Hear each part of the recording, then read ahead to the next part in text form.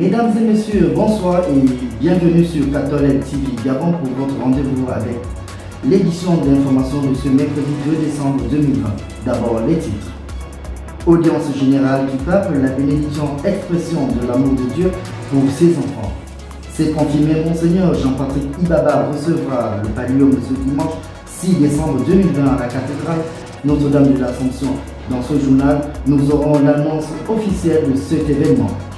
Journée mondiale de lutte contre le VIH-Sida célébrée ce mardi 1er décembre à Libreville. Le point dans ce journal.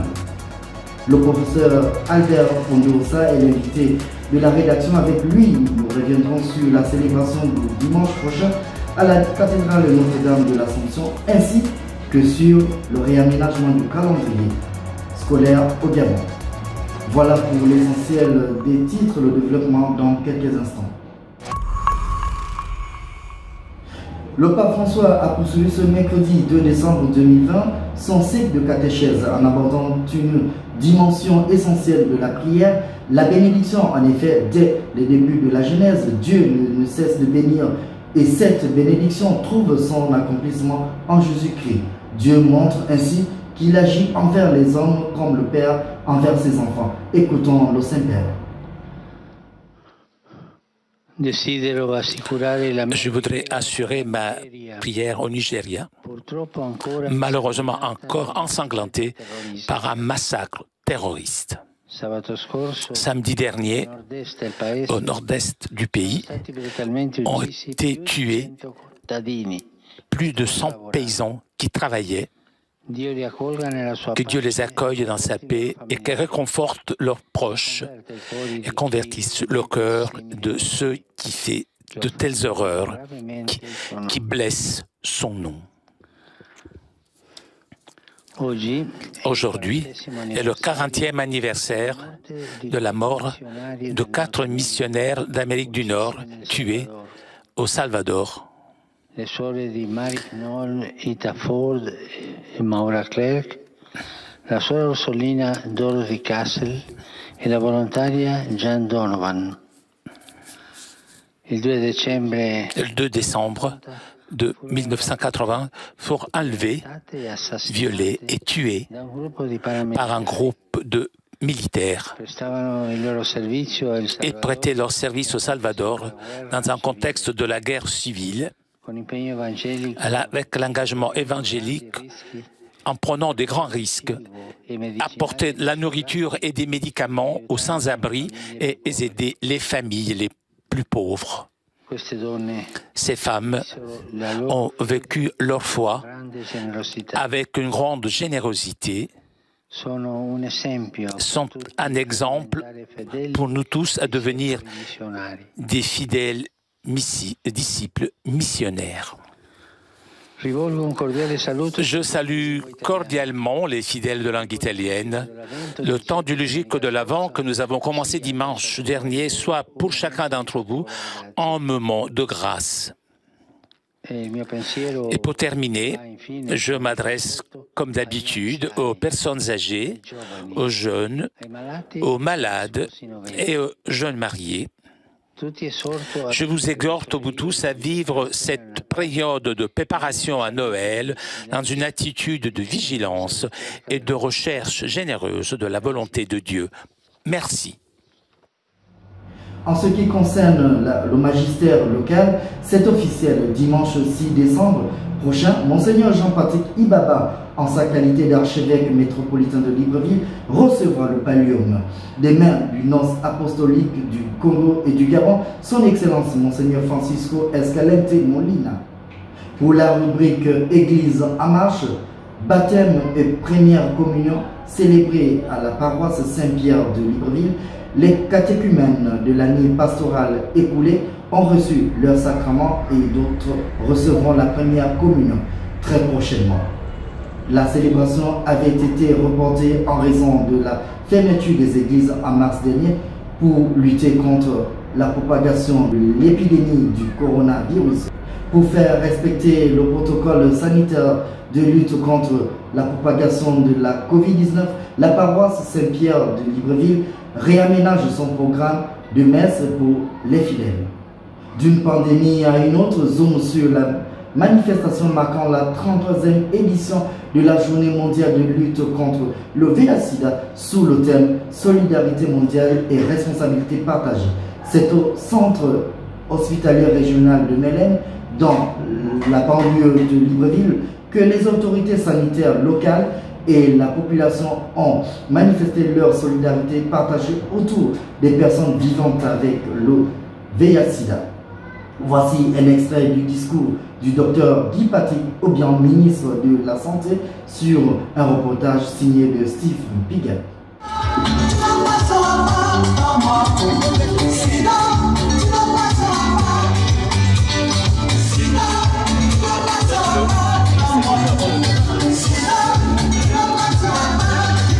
Ce temps fort est un moment de recueillement, est un moment bilan, est un moment où nous faisons le point sur la riposte contre le VIH/SIDA dans notre pays. Mesdames et messieurs, comme vous le savez, cette année a été une année particulière parce que nous traversons tous, le monde entier est frappé par la pandémie de la Covid-19. Cette pandémie qui a un impact sanitaire a aussi un impact économique. Mais malgré cela, le gouvernement de la République, sur les très hautes instructions du président de la République, chef de l'État, a pu acheter les antirétroviraux. Qui introduit un inhibiteur de l'intégrase, donc le dolutegravir, que beaucoup utilisent en troisième intention chez les multirésistants. Nous l'utilisons en première intention combinée avec le tenofovir et la lamivudine. C'est ce que nous utilisons. Un comprimé par jour pour tous les malades du sida. À l'attention des malades, particulièrement ceux atteints du VIH/SIDA au Gabon, récitons ensemble cette prière pour la lutte contre la pandémie du sida.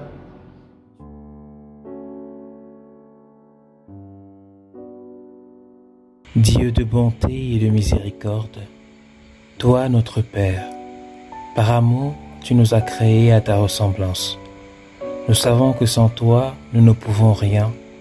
C'est pourquoi nous venons à toi, te supplier de jeter un regard de compassion sur l'humanité confrontée à la pandémie du sida.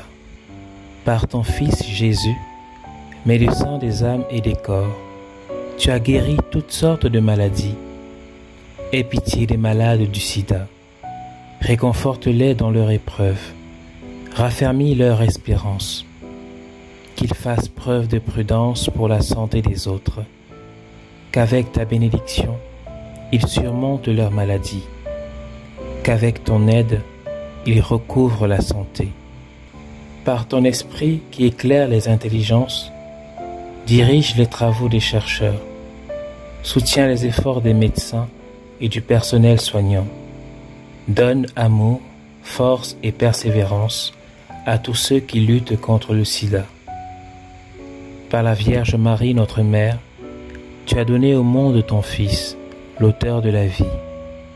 Veille sur les orphelins, console les familles victimes du sida, suscite et renforce la fidélité des conjoints, protège la santé des bien-portants.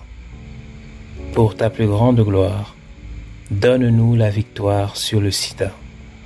Au nom de Jésus, ton Fils notre Seigneur et notre Dieu, qui vit et règne avec toi dans l'unité du Saint-Esprit, maintenant et pour les siècles des siècles. Amen.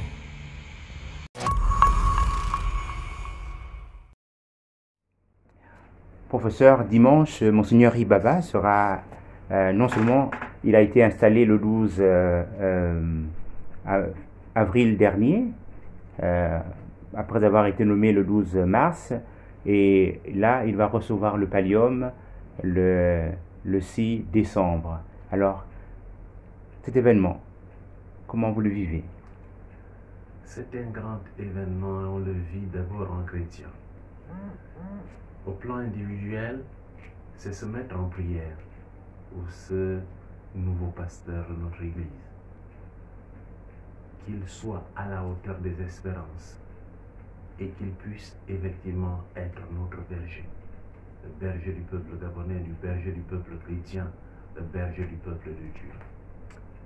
Ensuite, prier pour toute l'Église gabonaise, les prêtres, les pasteurs, les diacres, les religieuses et religieux, en sachant que l'Église a beaucoup été critiquée ces derniers temps. Et on l'accusait effectivement de ne pas se préoccuper de la misère des Gabonais, de ne pas se préoccuper de la situation des Gabonais et d'être plutôt complaisante vis-à-vis du pouvoir en place. D'autres, comme moi, nous sommes restés dans un mutisme en disant, bon, nous ne critiquons pas l'Église, elle est millénaire et qu'il peut y avoir, comme dans toute vie, des hauts et des bas. Ce qui fait que lorsqu'il y a un nouvel archevêque, le peuple chrétien est heureux et lui souhaite bonne chance. Qu'il prenne à cœur les difficultés de notre pays, qu'il sache être l'interface entre le peuple et le pouvoir. Cette interface permettra, ça peut être le support d'un véritable dialogue social qui est fondé sur le respect d'autrui, sur le respect de la personne humaine, sur le respect des engagements pris, que ce soit des engagements verbaux ou des engagements écrits. Donc, nous attendons, le peuple chrétien, beaucoup de notre évêque et nous allons prier et nous continuons à prier pour qu'il y ait véritablement un grand ministère qui puisse permettre à l'Église gabonaise d'être la lumière du peuple de Dieu. Merci, professeur Ondorosa. Albert est votre prénom, que Saint Albert le Grand daigne aussi, puisque il y a 2 dimanches, nous avons célébré la fête de Saint Albert le Grand, même si le dimanche était en prioritaire, il a été d'abord le dimanche, mais c'était Saint Albert qui intercède pour vous aussi et vous protège. Merci mon Père. Merci. Mesdames et messieurs, vous qui nous suivez sur la grande toile, c'est ainsi que s'achève cette édition d'information présentée par votre humble serviteur Steve Billa. Mercredi 2 décembre, la Sainte Église fête Sainte Aurélie, martyre, Sainte Bibiane, Saint Hippolyte, martyr. Bonne fête à toutes les personnes qui portent le prénom du jour, Aurélie, Bibiane et Hippolyte. Merci à toute l'équipe technique qui nous ont accompagnés et merci à vous de nous avoir suivis en marche vers les 200 ans. Gardons la foi, l'espérance et la charité. Et surtout, n'oubliez pas de respecter les gestes barrières.